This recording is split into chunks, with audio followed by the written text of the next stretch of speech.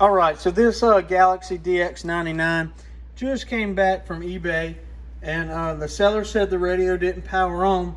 As you can see, the radio is powered on, but I thought maybe they just had the dimmer turned off, and you can't really tell that the radio is on like that. But turns out that's not the problem. This radio has some sort of incremental power.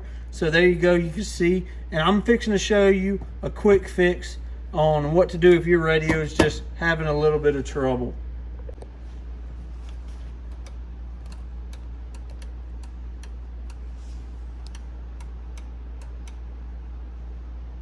All right, radio's on.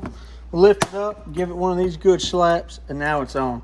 I don't know what that does. I guess there's a loose connection, but if you're working on CB radios, that might be the fastest solution for you.